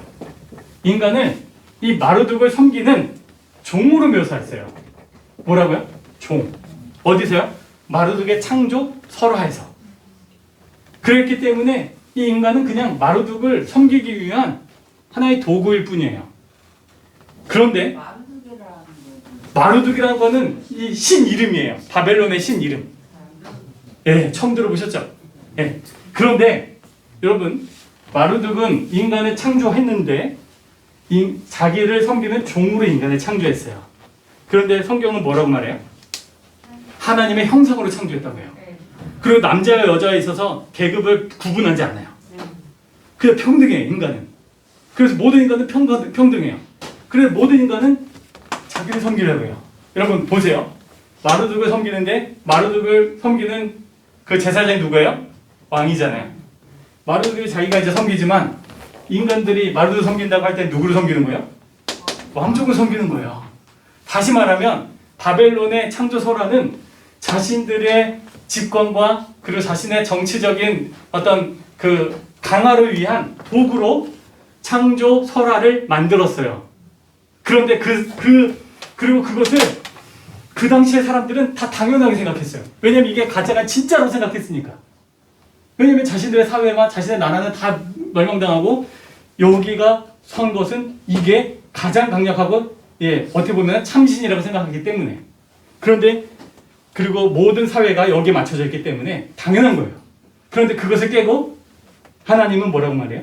인간 다 창조해. 다 동일해. 그걸 선언했다는 건요, 기본적으로 이거는 인간의 어떤 생각에서 인간의 머리에서 나온 개념이 절대로 아니에요. 모든 사람들은 마르둑을 믿는 그런 패러다임에서 완전히 이것을 뒤엎는 것은 있을 수 없는 거예요. 사람의 사고로 나온 게 아니에요. 이것이 성경 곳곳에 있어요. 이러한 사회적인 정치사회의 개념들을 이해할 때 성경은요, 인간의 머리로 나온 개념이 절대로 아니에요. 있을 수가 없는 거예요. 무슨 말씀인지 알겠죠? 네. 그래서 이게 성경은 이러한 어떤 수집, 그리고 이게 없는 것을 만들어놓은 게 아니라 어떻게 해요? 구전되고 입에 있었던 것을 계속해서 기억하고. 왜 기억해요? 우리가 죄를 졌는데 그 죄를 지은 이유가 뭐냐면 하나님의 말씀을 떠났기 때문이다. 이거예요, 개념은. 그래서 성경을 구전, 입에서 입으로 암기됐던 것을 기록해서 후손들에게 물려주려고 한 거예요. 후손들이 똑같은 일을 반복하지 않게끔 하려고. 이스라엘 민족 대단한 민족이에요. 네. 기록했다는 것은 보존하고 그리고 죄를 짓지 않게끔 하려면 그 말씀에 대한 가까이, 또 말씀을 읽고 또 말씀을 보존하고 하나님의 말씀을 저버리지 말아야 된다. 우리가 하나님의 말씀을 저버렸기 때문에 하나님 앞에 범죄했다, 죄를 졌다. 그래서 이렇게 나라가 멸망했다 라는 거죠. 그것을 회복하고 또 그 말씀대로 하나님께서 회복시키셨죠. 그래서 이제 바벨론 포로로 끌려갔던 사람들이 3차에 걸쳐서 다시 포로 귀한 공동체가 나타난 거야. 그 첫 번째 세대가 누구예요? 느헤미야예요. 느헤미야. 아, 죄송합니다. 첫 번째가 수룹바벨이에요. 수룹바벨이 와서 수룹바벨 성전을 만들어요. 성전 무너지잖아요. 그 솔로몬이 만들었던 성전은요, 바벨론에서. 그런데 수룹바벨이 1차 귀환자들이 중에 리더인데 그 수룹바벨이 자신이 이제 모금해갖고 성전을 회복하죠. 그게 이제 수룹바벨 성전이에요. 2차 포로 귀환 공동체는 느헤미야. 3차 포로 귀환 공동체의 리더는 에스라. 이렇게. 질문 있으실까요? 질문 없으시죠? 네, 감사합니다. 여기 있는 내용들은 그냥 읽어보시고요. 핵심적인 개념은 성경의 이중성이에요. 두 번째 페이지 한번 보시겠어요? 2라고 써있는 하단 부분. 거기에 4. 성경의 이중성. 성경은 어떤 책인가? 성경은 인간의 언어로 된 하나님의 영원한 말씀이다. 여러분, 예수님이, 문제 낼게요. 예수님이 100% 인간일까요? 문제를 내지 말아야겠다. 여러분, 예수님은 100% 인간 맞습니다. 그리고 예수님은 100% 하나님이에요. 예수님이 신성과 인성은 100%예요. 반은 하나님이고 반은 인간 아니에요. 100% 인간이면서 100% 신이에요. 이건 기독교 역사와 기독교 교리에서 굉장히 중요한 개념이고 기독교 교리에서 논쟁으로 인해서 이단들이 가장 많이 나왔던 게 이것이 바로 기독론이라고 하는데, 기독론에 대한 문제는 기독교 역사에서 첨예한 갈등이었고, 그게 이제 정설로 말씀을 토대로 한 것이 100% 인간이고 100% 하나님이라는 개념이에요. 성경은 결론부터 말씀드리면 100% 인간의 책이면서 100% 하나님의 말씀이에요. 네. 그러면 이 개념이 있어요. 인간의 문서다라는 측면은 뭐냐면, 아까 말씀드렸던 계시를 받을 때, 예언자들 계시를 받을 때 기계적으로 받은 게 아니라 그 사람이 갖고 있는 특성을 토대로 해서 해석한 것을 선포한 말씀이라고 했잖아요. 그렇기 때문에 그 하나님의 말씀도 인간이라는 매개체를 통해서 할 때 그 매개체를 그 사람의 인격을 도외시한 게 아니라 그 인격을 쓰신 거예요. 그렇기 때문에 인간 저자도 선포한 예레미야나 에스겔이나 그런 사람도 또 동일한 이제 말씀에 대한 저작권이 존재한다라는 거예요. 그런 측면에서 인간의 문서라는 측면이 있고, 그렇기 때문에 또한 우리가 살아가는 역사라는 측면에서 그 당시에 문화와 언어와 환경과 정치적인 어떤 국제사회의 그런 어떤 그 컨텍스트가 있었기 때문에 그런 상황 속에서 주어진 하나님의 그런 말씀들이 때로는 충돌되는 부분들이 있어요. 상충되는. 여기서 이 말하고 저기서 저 말하는 부분들. 근데 그것이 어떤 사람들은 이거는 성경의 오류가 아니냐라고 지적할 때도 있어요.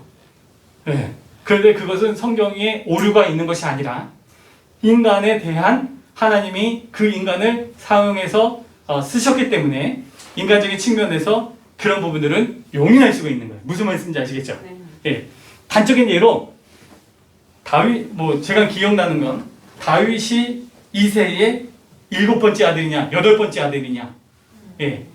아주 그거는 명시된 부분인 거잖아요. 그죠?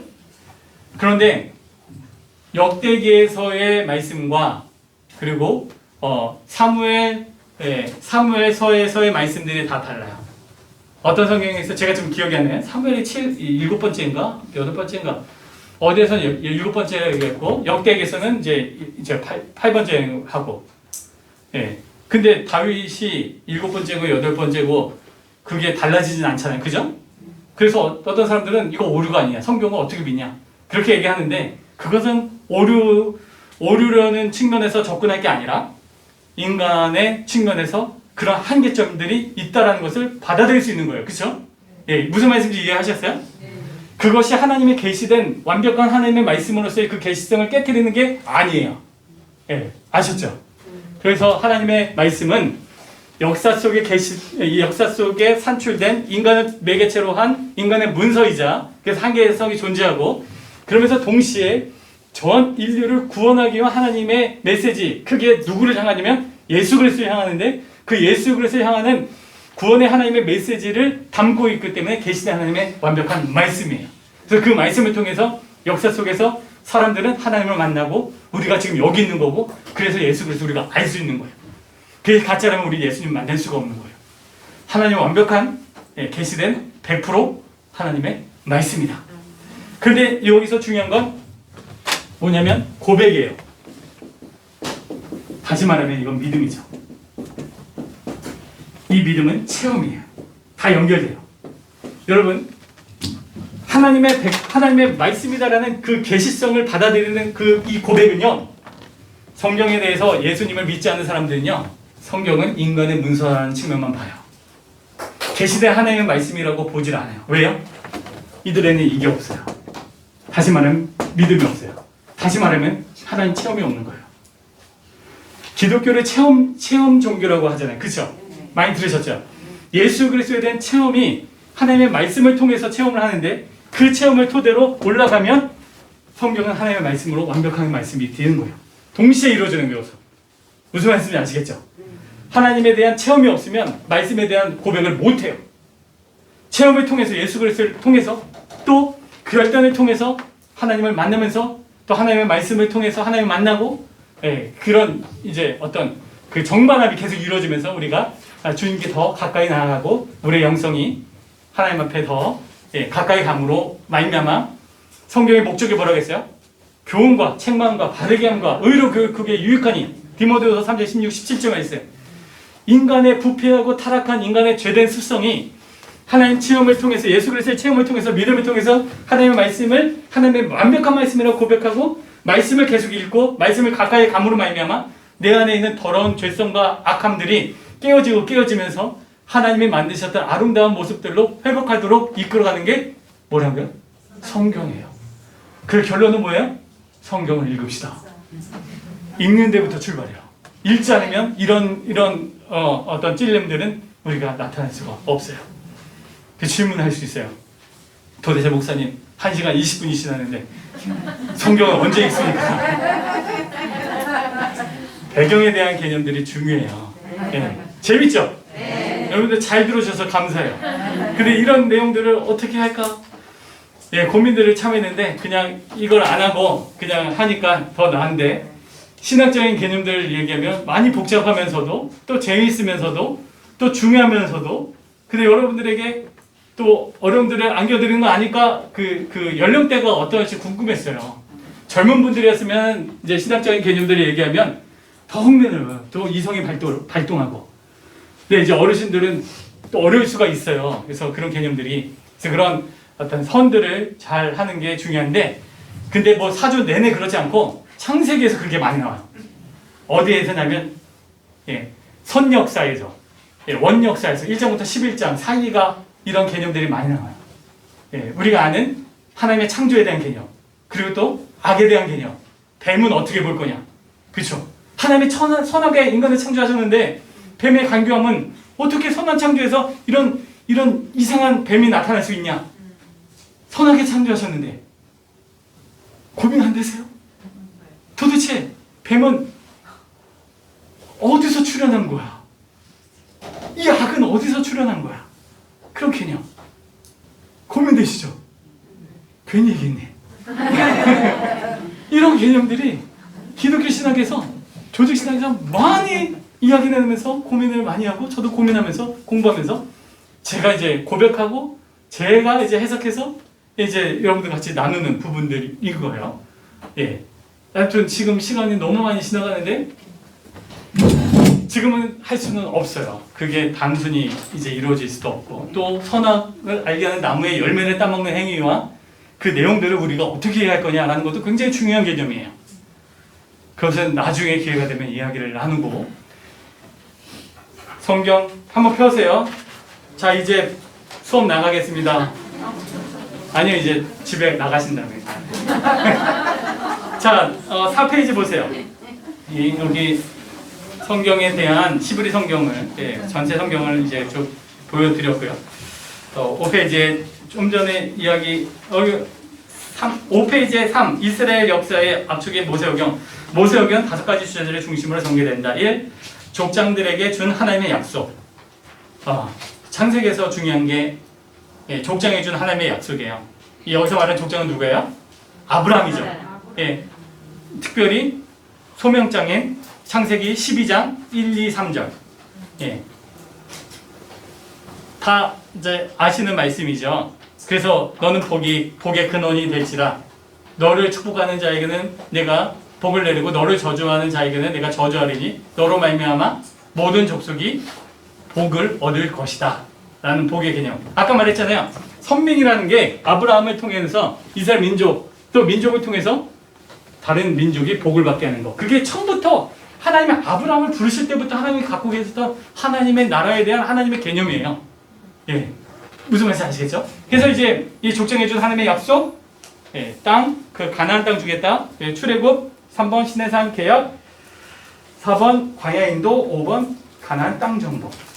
특별히 이제 역사에 대한 이스라엘의 전반적인 역사를 이야기하면서 모세오경의 흐름은 이야기 나누지는 못했는데 그 부분은 다음 주에 이야기를 나누도록 하겠습니다. 그래서 여러분들 보면 7페이지에 6페이지는 그냥 그 개념으로 보시고 특별히 저기 6페이지의 중간에 보시면 구약시대 밑에 신구약 중간사 대략 400년 이렇게 썼는데 이게 뭐냐면 성경의 마지막에 예언자라고 우리가 그 보는 부분들이 그 저기 말라기 예언자잖아요. 그렇죠?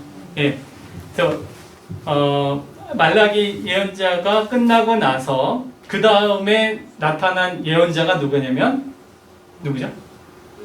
세례 요한.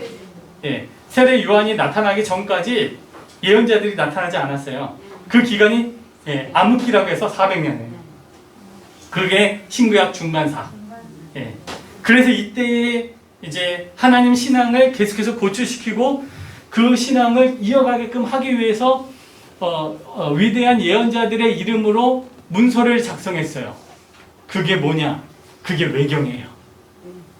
옆에 한번 보세요. 4페이지, 5페이지. 5페이지 보면 외경이라고 써있죠. 예, 개신교 성경. 이 개신교라 말하면 이제 기독교와 천주교 포함해서 이제 개신교로 제가 이제 쓴 거예요. 우리 이제 기독교는 외경을 안 넣었어요. 근데 천주교 성경에는 외경이 들어갔어요. 여러분 공동번역 성경이라고 들어보셨죠? 공동번역 성경에는 이 외경이 들어갔어요. 이게 공동번역 성경은 역사를 보면 원래 신교와 구교가 함께 번역을 만들자. 개역 성경이 너무 오래되고 어려운 표현이 많으니까 쉽게 우리가 한번 해보자 해서 신교, 구교, 천주교랑 기독교 학자들이 모여서 교단의 신학자들이 모여서 결의를 했어요. 회장단들이 하나의 성경을 만들자. 그게 공동 성경이에요. 그런데 결론은 뭐냐? 66권을 해서 만들었는데 개신교가 배신했어요. 기독교가 배신하고 그걸 안 쓰고 천주교만 쓴 거예요. 그게 공동번역 천주교가 쓰는 거고, 그리고 한 10여 년 전에 그 천주교에서 성경이라는 성경을 번역했어요. 버전 이름이 성경이에요. 아주 좋은 번역 성경이에요. 그래서 거기에 어쨌든 외경도 포함시켰기 때문에 기독교에서는 이걸 이제 그 공동번역을 안 쓰는데, 하여튼 공동번역은 신구교가 같이 만든 거고, 기독교에서 배신한 거다. 근데 거기에는 외경이 들어가 있어요. 외경은 아까 말했던 400년의 역사 속에서 이스라엘 백성들에게 신앙을 이제 계속해서 가져가고 이끌어가기 위해서 이제 쓴 내용들인 거예요. 하지만 정경으로서 하나님의 완벽한 말씀으로서 이 외경을 받아들이기가 어렵기 때문에 이것은 안 넣습니다. 아셨죠? 네. 그게 이제 6페이지의 신구약 중간사이고요. 예수님이 오시고 나서 그리고 요한, 세례자 요한을 통해서 이제 예수님 시대가 열어지게 되죠. 창세기 7번 보면 짜임새가 쭉 있어요. 정리를 쭉 했어요. 여러분들 성도님들께서 성경을 읽을 때 이런 내용들이구나. 이렇게 할 수 있어요. 크게 창세기는 두 부분으로 나눠요. 1장부터 11장 원역사, 서론이라고 보면 돼요. 이 서론이라 함은 아브라함이 하나님의 족장, 하나님이 선택한 민족이 출현하기 전까지의 내용들, 출현할 수 있도록 그런 배경들을 해주는 것을 이제 원역사 11장까지의 내용이고, 12장부터 마지막 50장까지는 족장의 역사라고 보면 되겠습니다. 5분 안에 창세기 짜임새를 끝낼게요. 7페이지 한번 보세요. 거기 원역사. 하나님께 창조를 하셨죠. 2장에 이제 1장, 2장에 이제 창조예요. 1장, 2장의 창조의 내용을 보면 조금씩 달라요. 그 한번 살펴보시고, 3장 이제 타락, 4장 살인, 그리고 이제 가인이 쫓겨나죠. 그리고 5장에 아담의 자손에 대한 계보들이 이어지고, 또 아담의 후손 노아까지 이어지면서 노아의 방주가 6장부터 9장까지 나옵니다. 그래서 하나님께서 노아의 방주를 통해서 새 언약을, 무지개를 통해서 허락해 주시고, 그리고 이제 이스라엘 백성들, 인류가 쭉 생활하다가 하나님 앞에 또 범죄한 것이 바벨탑 쌓고, 그 결과로 흩어지게 되죠. 그러고 나서 이제 11장 후반에 누가 나뉘면 데라의 족보가 나와요. 데라에 대한 이야기가 나오면서 아브라함과 그리고 이제 데라의 세 아들에 대한 언급이 나오고, 하란이 가나안 땅으로 가려고 하다가 이제 하란 땅에서 죽죠. 데라도 이제 가나안 땅으로 가려고 이제 우르에서 출발했다가 하란 땅에서 죽고, 나중에 12장에 가서 아브라함이 하나님의 부르심을 받고 하란 땅에서 이제 가나안 땅으로 가게 됩니다. 아브라함에 대한 이야기가 쭉 나오고요. 그리고 아브라함이 25장에서 죽고, 그리고 아브라함의 이제 아들 이삭이 쭉 이어지다가 이삭이 그의 아들 야곱과 에서를 낳죠. 장자 명분을 얻고 도망갑니다. 도망가다가 이제 하늘 사닥다리를 이제 경험을 하게 돼요. 돌베개에 자다가 구하나사가 온 게 아니라 하나님 체험을 한 거죠. 그래서 돌베개 베고 자다가 큰일 나요. 네. 그래서 하나님 체험했는데 거기서 결단한 게 내가 다시금 돌아오면 세 가지 얘기해요. 네, 이제 하나님이 나의 하나님이 되고 나 하나님께 11조를 드리고 이런 결단을 이제 베델에서 합니다. 이제 도망치고 이제 그 외삼촌 라반의 집에서 살면서 20년 동안 살면서 자녀도 낳고 그리고 되돌아오고 되돌아 이제 와서 형 에서와 이제 그 화해를 33장에서 하죠. 근데 형 에서를 만나기 전에 그 만나러 가다가 그 약복강에서 천사가 씨름하다가 환두표를 맞았고 절름발이가 되게 됩니다. 그러면서 네가 하나님을 이겼다 해서 이스라엘이라는 이름 계명을 얻게 되죠. 그리고 야곱은 에서와 화해했는데 쩔뚝쩔뚝 걸어오는 동생의 모습을 보고 불쌍해서 에서가 받아들였다라는 것은 제 해석입니다. 네, 그래서 그러고 나서 이제 디나 사건도 있었고, 그런데 가나안 땅을 되돌아서 야곱이 잘 살면 좋은데 그렇지 못했던 것 같아요. 그래서 하나님께서 나타나서 하나님에 대한 개념을 다시금 하나님 신앙을 고취시키는 게 35장 베델의 하나님을 베델에서 만났던 그 하나님을 회복하기 위해서 35장에 보면 결기가 느껴져요. 야곱이 이것저것 다 버립니다. 우상 숭배했던 거 다 버려요. 그 전까지 우상 숭배를 했던 거예요, 계속. 그래서 다시금 베델로 올라가서 하나님의 신앙을 재확인하고 언약에 대한 재확인을 베델에서 이루어지게 되지요. 라헬이 죽고 또 이삭도 죽고 또 에서에 대한 이야기가 나오고 또 야곱의 이제 아들들 중에서 요셉에 대한 이야기가 37장부터 시작이 돼서 나중에 야곱의 식솔들 다 데리고 70여 명이 애굽으로 들어가서 거기서 살다가 야곱이 죽고 그리고 요셉도 거기서 쭉 생활하다가 요셉도 죽고 그러면서 요셉이 너희들이 나의 뼈를 가지고 가나안 땅으로 들어갈 거다라고 유언을 하면서 창세기 50장을 마치게 됩니다. 이게 이제 창세기예요.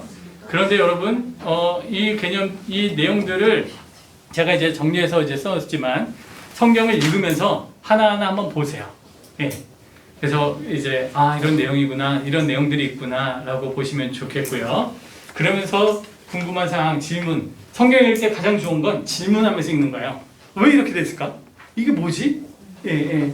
그게 성경 읽는 데 있어서 굉장히 중요한 포인트입니다. 그래서 이제 이야기의 채로 되어 있기 때문에 그렇게 창세기는 어렵지 않잖아요. 그래서 이제 쭉 읽고 다음 주에는 창세기에 대한 개념들을 찾으면서 좀 읽고요.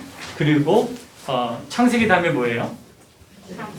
출애굽기죠. 출애굽기도 좀 찾아보면서 읽을 텐데 오늘은 어떤 역사에 대한 부분들을 너무 많이 얘기를 해서 이제 창세기를 찾으면서는 나누지 못했지만 이제 다음 주에 창세기 찾으면서 읽고 레위기도 읽을 테니까 출애굽기도 읽을 테니까 한번 이제 보시면 좋겠습니다. 혹시 오늘 관련해서 질문 하시면 좋겠습니다. 질문은 목사님 아니요, 지금 해주세요.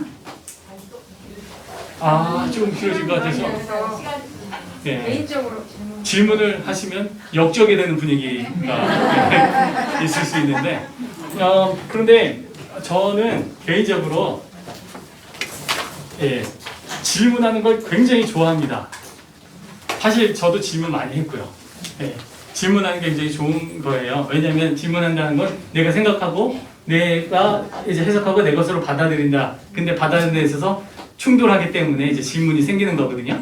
그래서 아주 좋은 거예요. 그래서 여러분 제가 여기다 썼지만 8페이지 보세요. 다 집어넣으셨군요. 8페이지 보시면요. 집사님 잘 돌아가고 있나요? 네. 과제는 자율이에요. 과제 보면 성경을 읽다가 내가 미처 발견하지 못했는데 새롭게 발견된 거, 은혜 받는 말씀, 새롭게 발견된 거 그걸 기록하세요. 적자생존 적어야지 살아남습니다. 적고 그리고 읽으면서 도대체 이게 뭘까? 질문. 모세오경에 관련된 것도 좋고 그렇지 않은 것도 좋습니다. 예. 제가 모를 가능성이 매우 높아요. 여러분 질문하는 거에 대해서. 아는 한도, 예, 모르면 모른다. 아는 대로 이제 말씀드리고 카톡방에 올려주세요. 카톡방에. 뭘요? 지금 두 가지. 은혜 받은 말씀. 새로운 이게 은혜 받은 이유도 적어도 되고 은혜 받은 말씀도 적어도 되고 그리고 질문도 넣어도 되고. 그럼 그 질문을 보고 다 같이 보고 거기에 대해서 어쨌든 제가 답변을 시간 내서 작성해서 올려드리도록 하겠습니다. 아셨죠? 네. 제가 글을 올렸을 때 알겠습니다 대답 안 하셔요. 하는 거 아닙니다. 네. 예, 근데 과제는 자율적으로 올리고 거기에 관련돼서는 제가 또 답글을 또 쓰도록 하고요. 그리고 포인트를 좀 드리면 여러분 성경을 어떻게 보냐면 성경을 어떻게 보는 게 가장 좋을까요? 결론은 뭐냐면 성경은 지저분하게 보는 게 좋은 겁니다. 여러분 성경을 지저분하게 보세요. 예, 지저분하게 본다는 건 동그라미 치고 막 여기다 막 쓰고 색 볼펜 쓰고 그렇게 하셔야 돼요. 그리고 특별히 어떤 성경이 좋으냐면 성경에 그 밑에 이런저런 해설 나온 거 있죠? 절대로 사지 마세요. 네, 안 좋은 겁니다. 안 좋아요. 뭐가 좋은 거냐? 네, 제가 만약에 성경을 사러 간다면 그거는 절대로 안 삽니다. 왜냐면 그거는 편찬자가 개인의 내용들을 이제 담아낸 부분이어서 그거보다도 어떤 성경이 좋으냐면 관주 성경이라고 해서 성경에 관련된 단어와 내용들을 관련된 성경을 옆에다 써줬어요. 이걸 관주라고 해요. 예. 그래서 다른 성경에 이 지명, 브니엘이라는 지명, 브레세바라는 지명이 있으면 이 지명이 또 어디에 나오는지 옆에 써져 있어요. 무슨 말씀인지 아시겠죠? 그걸 관주성이라고 하는데 서점에 가서 장로님, 집사님 관주 성경 주세요 하면 이분이 성경이 좀 아는구나 그렇게 느껴져요. 무슨 성경이요? 관주 성경. 또 하나 좋은 게 여백이 있으면 더 좋아요. 이게 관주 여백 성경이에요. 예. 성경을 풀 수 있는 게 관주라는 거고 또 옆에 여백이 있어서 관주 여백 성경이다. 옆에 여백이 있으면 좋은 게 옆에다 이런저런 글들을 쓸 수 있어요. 예. 그리고 은혜 받은 말씀 아니면 중요한 거 그냥 동그라미 뜨면서 지저분하게 쓰는 게 가장 좋은 거예요. 가장 안 좋은 건 뭐냐면 성경을 깨끗하게 쓰는 거예요. 네. 성경은 지저분하게 해야 된다라는 거예요. 굉장히 중요한 겁니다. 지저분하게 한다는 게 그림 그리고 그런 거 아니잖아요. 네. 많이 쓰고 하는 게 굉장히 중요한 겁니다.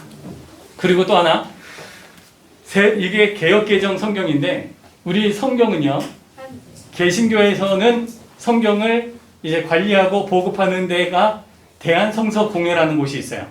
대한성서공회는 약자로 KBS예요. 네, 이 대한성서공회가 뭐냐면 전문 번역 기관인데 성경을 전문 번역해서 하는 기관으로서 개신교의 모든 교단들이 신학자들 모여서 하는 공인된 아주 검증된 성경이에요. 그런데 그게 아니라 다른 데서 그 검증된 성경에서 나온 대표적인 게 개역개정 성경이고요. 새번역 성경이에요. 우리 목사님, 담임 목사님 새번역 많이 말씀하시죠? 개역개정도 좋은 성경이지만 새번역도 아주 좋은 성경이에요. 새번역 성경을 추천합니다. 예, 아셨죠? 다른 버전의 성경을 읽을 때 많은 은혜를 더 받을 수 있어요. 네, 새번역 성경. 목사님, 현대인의 성경, 우리말 성경, 유딘 피터슨의 더 메시지 그런 성경도 있지 않습니까? 있죠. 그런 거는 대한성서공회에서 온 교단이 만들어낸 작품은 아니에요. 그거는 이제 아가페 출판사에서 현대인의 성경을 만들어낸 거고 우리말 성경은 온누리교회에서 이제 만들어낸 거고. 그래서 그 성경도 좋지만 추천을 한다면 새번역 성경 공인된 번역 기관에서 만들어낸 것이 더 좋다라는 거예요. 그래서 예전에 보면 표준 세번역 개정판 이런저런 버전들이 예전에 많이 있었어요. 근데 그것을 총망라한 게 새번역 성경이에요. 완결판으로서. 아셨죠? 네. 개역개정 혹은 새번역인데 새번역만 있으면 개역개정만 있으면 새번역 성경을 사서 읽어 보시면 더 다채롭게 성경을 이해할 수 있다라는 것을 말씀드리고 다음 주에 이야기하고요. 못 오시는 분들은 저한테 실은 미리 연락을 주시면 참 좋아요. 제가 좋아했는데 이제 좀 많으니까 다 답신을 못할 수도 있어요. 그래서 그냥 저 못 오시면 그 저한테 연락 안 주셔도 되겠습니다. 아셨죠? 여기 출석부가 있으니까요. 네, 출석부에 보고 제가 개인적으로 보내든지 아니면 전체 그냥 그 톡에 올리든지 한번 생각은 한번 해볼게요. 어쨌든 출석부가 있기 때문에 여러분들 나가시면서 출석 체크해 주시고 혹시 미리 등록을 못하신 분은 뒷장에다가 이름과 연락처를 써주시면 제가 카톡방에도 초대하고 그렇게 하도록 하겠습니다. 카톡방 아직 못 오신 분 계신가요? 네, 다 들어오셨어요? 네, 좋습니다. 질문은 톡방에다 올리시고 지금 하시면 돌 맞을 수가 있기 때문에 늦은 시간까지 함께 해주셔서 참 감사드립니다. 제가 기도하고 마치겠습니다. 하나님 아버지 감사합니다. 주님의 말씀을 우리가 이해하고 또 말씀을 먹기 위해 이 자리에 모이고 함께 말씀을 나눴습니다. 특별히 오늘 이스라엘 백성들이 살아갔던 또 삶의 자리들, 또 고민들, 또 성경이 어떻게 형성되었는지에 대한 말씀들을 함께 나누었습니다. 주님, 우리가 하나님의 말씀을 가까이 하는데 힘쓰기를 원합니다. 이스라엘 백성들이 자신들이 멸망하고 또 고난당하는 재난의 현장에서 내가 왜 이런 재난을 당하야만 하는가라고 고민할 때 그것이 자신의 하나님의 말씀을 버린 죄의 결과라는 것을 인식하고 하나님의 말씀을 수집하고 또 편찬하고 또 그 말씀을 간직하기 위해 아버지 고군분투한 이스라엘 백성들의 삶의 자리를 기억합니다. 아버지 우리의 삶 속에서 하나님의 말씀을 멀리하고 또 하나님의 말씀의 그 목적을 벗어난 채 우리의 육신의 자랑에 휩싸여 살아가고 그렇게 시간들을 허비하는 우리들의 모습은 없습니까? 주님 우리를 불쌍히 여겨주시고 하나님의 말씀을 통하여서 교훈과 책망과 바르게 함과 의로 교육하게 유익한 하나님의 말씀을 통해 그 말씀을 읽고 그 말씀을 가까이 하고 먹음으로 말미암아 주님 주께서 창조하셨던 아름다운 모습들이 우리의 삶 속에서 온전히 회복되고 그렇게 아버지여 주님께서 보시기에 아름다운 모습으로 바뀌어나가는 우리의 삶의 자리가 될 수 있도록 이끌어 주시옵소서. 주님 우리 교회에 그런 은혜들이 넘쳐나기를 원하고 말씀에 향한 갈망들이 나기를 원하오니 하나님 우리 성경 공부가 날로 더 번창하고 많은 성도님들 하나님의 말씀을 가까이 가는 데 있어서 우리 성경 공부가 아름답게 쓰여질 수 있도록 주께서 이끌어 주시옵소서. 우리 성도님들 눈과 마음을 열어주시고 모든 교육자들의 눈과 마음을 열어주시어 하나님의 말씀이 아버지 우리의 영혼과 우리의 삶을 풍요롭게 또 우리의 아름다움을 회복시키는 귀한 은혜로 자리매김할 수 있도록 성령님 주께서 우리를 인도하여 주시옵소서. 예수님의 이름으로 기도드립니다. 아멘. 감사합니다. 네. 있어요. 네. 시간을 좀 앞당겼으면 한 가지 여쭤보겠습니다. 권사님, 집사님 한번 조사할게요. 저희가 8시에요. 8시를 지켜야 된다. 아니면 조금 당겼으면 줘요? 7시면 좋겠어요. 7시 너무 빠르지 않아요? 잠깐만 눈 한번 감아주세요. 눈 한번 감아보시고 제가 한번 손 한번 들어보라고 할게요. 눈 감아주세요. 네. 8시에 해야지 전 들을 수 있습니다. 하는 분. 8시에 해야지 들을 수 있다. 손 내리시고 7시에 해야 7시에 해도 좋다. 손 올리시고 내리시고 7시 반에 해도 좋다. 네, 손 내리시고 다시 한번 8시에 꼭 해야지 난 들을 수 있다. 8시. 네, 손 내리시고 7시 50분에 농담이고요.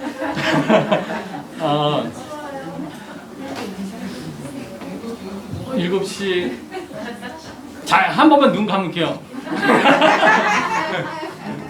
네, 7시 45분에 해도 나는 들을 수 있다. 네. 8시 나는 꼭 지켜야 된다. 8시 지켜야 된다. 네. 손 내리시고 네. 눈 뜨시기 바랍니다. 결론 제가 좀 더 고민하고 카톡에 올려드리도록 하겠습니다. 네, 아셨죠? 네, 감사합니다. 조심히 들어가세요. 감사합니다.